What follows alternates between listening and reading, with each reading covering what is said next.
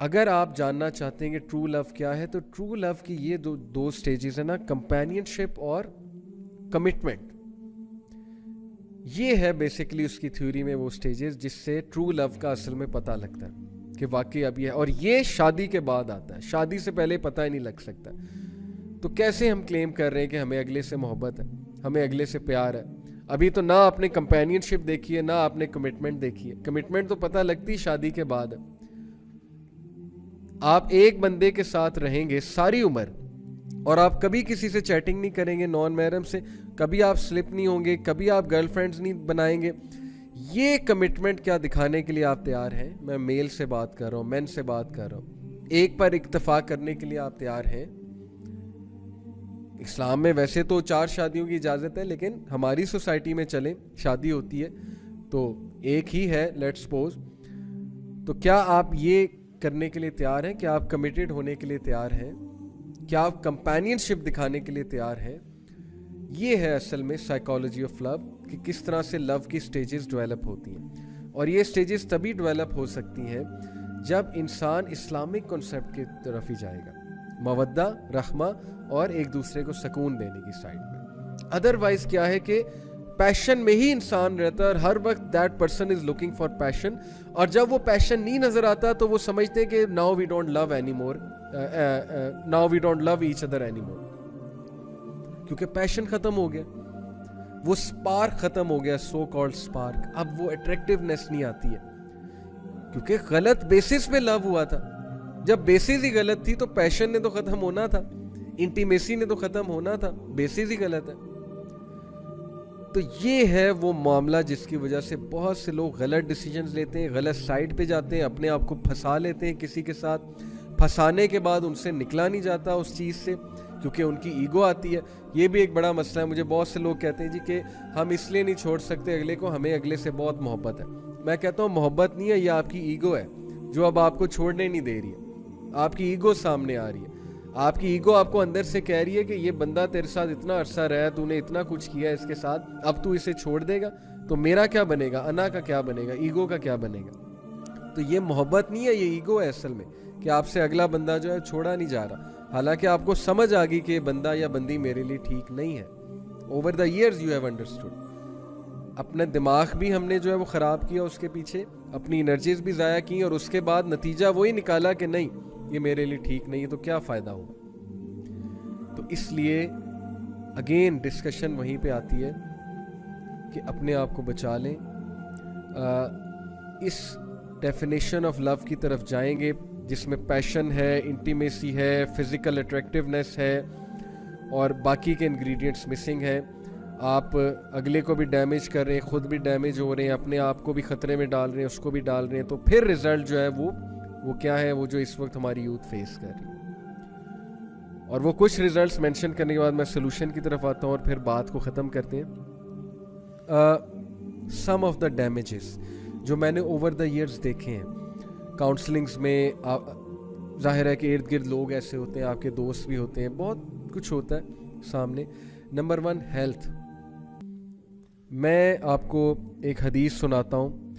It is such mind blowing हदीस, यानी कि ये हदीस सुनने के बाद यकीन कीजिए आप कंडीशन देखें कि हमारी कंडीशन, हमारी से मुराद है यानी हमारी यूथ की कंडीशन इस वक्त क्या हुई है, और क्या हम इस हदीस पे पूरा नहीं उतरते हेल्थ के हवाले से। और किस हवाले से कि जब एक बंदा लिटरली ज़ॉम्बी बन जाता है इस चीज़ में जाकर, उसको समझ नहीं आती कि मैंने क्या करना है। तो पहली जो मैंने आपको चीज़ बताई कि हेल्थ डैमेज होती है, स्लीप डिसऑर्डर्स हो जाते हैं। लोग सारी सारी रात बातें करते हैं, चैटिंग करते हैं, व्हाट्सएप करते हैं, टेक्सटिंग करते हैं, और टेक्सटिंग से भी अगले मरहले की चीज़ें करते हैं। उन्हें नींद नहीं आती, वो सो ही नहीं सकते, वो चीज़ उनकी एडिक्शन बन गई है। उसके बाद उन्होंने सुबह काम पे भी जाना है, उन्होंने यूनिवर्सिटी जाना है या प्रोजेक्ट्स करने, जो भी करना है, वो इंतहाई डीमोटिवेटेड स्टेट में सुबह जाते हैं। दिल ही नहीं उनका कर रहा होता, हर वक्त उनके जहन पे वही सवार होता है, ना वो घर वालों के टाइम दे रहे होते हैं। तो कितना ज़िया है, हेल्थ का ज़िया भी है। हेल्थ कैसे डैमेज हो रही है, नींद भी पूरी नहीं हो रही है, और जो हरकतें कर रहे हैं उन हरकतों की वजह से भी हेल्थ डैमेज होती जा रही है। ज़ाहिर है स्क्रीन पे इतना ज़्यादा बैठेंगे और गलत मलत हरकतें होंगी तो फिज़िकल हेल्थ तो डैमेज पक्की होगी। ना डाइट है अच्छी, ना एक्सरसाइज है, ना कोई और चीज़ है, बल्कि वो सारी की सारी लस्ट और डिज़ायर पे बेसिस चीज़ें हैं। तो हेल्थ ने तो पक्का डैमेज होना है। हेल्थ है, स्लीप डिसऑर्डर है, becoming slave to desire, slave बन जाना।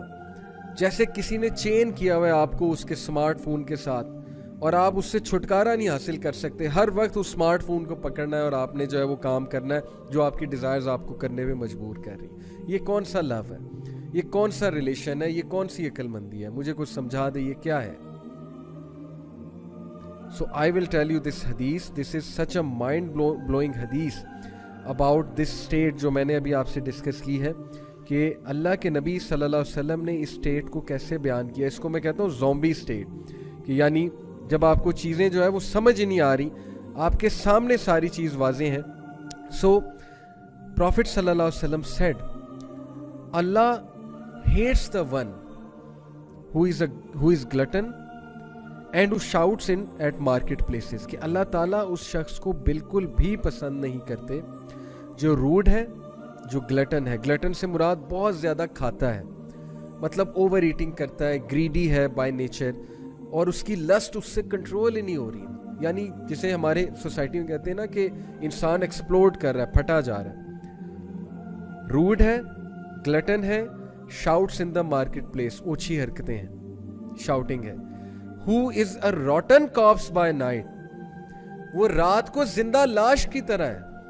And works like a donkey by day, और गधे की तरह काम करता है सुबह। Knowledgeable in worldly matters and ignorant of the matters of the hereafter, knowledgeable है दुनियावी मामलात में, लेकिन उखरवी मामलात में, आखिरत के मामलात में बिल्कुल कोई नॉलेज नहीं है। नमाज रोज़े का कुछ नहीं पता है। अल्लाह माफ़ करे, ये आज की हमारी जो यूथ है, हमने इन्हें बचाना है, हमने इनको हेल्प आउट करना है। ये हदीस मैं उन्हें पिन पॉइंट करने के लिए या टारगेट करने के लिए नहीं बता रहा, मैं इसलिए बता रहा हूँ कि अपने आप को बचा लें इस स्टेट से। Do not be a rotten corpse by night. Literally अगर आप अपने आप को रात को देखेंगे, यू विल सी कि you are a rotten corpse. आप मैट्रेस पे लेटे हुए, मोबाइल फ़ोन लेके, आंखें आपकी लाल हुई हुई हैं, नींद से आपका बुरा हाल है, लेकिन आप रॉटन कॉप्स की तरह, ज़ॉम्बी की तरह हैं आप। कितनी बुरी बात है, कितना ज़्यादा हम अपना नुकसान कर रहे हैं। प्लीज़ इस जेल से छुटकारा हासिल कर लें, इस चीज़ से अपने आप को छुड़ा लें, वरना तबाही जो है हमारा मुकद्दर बन जाएगी। कई केस स्टडीज़ हैं हमारे पास। एक सिस्टर MBBS की स्टूडेंट, टॉप की स्टूडेंट, इस चक्कर में पड़ी, अपनी रूममेट से इंस्पायर होकर, रूममेट का बॉयफ्रेंड था, वो मिलने भी जाती थी, मैकडोनल्ड जाती थी, जो भी हमें बात पता लगी, बहरहाल डेटिंग भी होती थी, सब कुछ होता था। वो देखती थी, पहले इतना इंस्पायर नहीं हुई, आहिस्ता आहिस्ता अफेक्ट तो करती है कंपनी। रूममेट चेंज कर लेनी चाहिए थी उसे, पहली तो ये बात है, या समझाना चाहिए था, ठीक है, इखलास से। लेकिन आहिस्ता आहिस्ता इंस्पायर हुई, रूममेट ने किसी के साथ सेटिंग कराई कि मैं तुम्हारी भी सेटिंग कराती हूँ। बिल्कुल ट्रू स्टोरी आपको सुना रहा। वो ऐसी फंसी बेचारी इन चक्रों में कि उसकी सप्ली आई MBBS से, और लिटरली शी वाज क्राइंग कि मैं अब MBBS, मेरा दिमाग ही जो है वो इस चक्कर में पड़ चुका है, मुझे समझ नहीं आती मैंने कैसे पढ़ना है, मैंने क्या करना है। She was love struck, this disease affected her, it became very difficult for her. और फिर वो ट्रॉमा जो डंप होने के बाद आता है, जो तब आता है कि जब आपने किसी से दिल लगाया होता है, वो कहीं और चला जाता है, चली जाती है, उस ट्रॉमे का फिर क्या है। तो पहली बात, इसमें पड़े क्यों है, ये बात है असल में।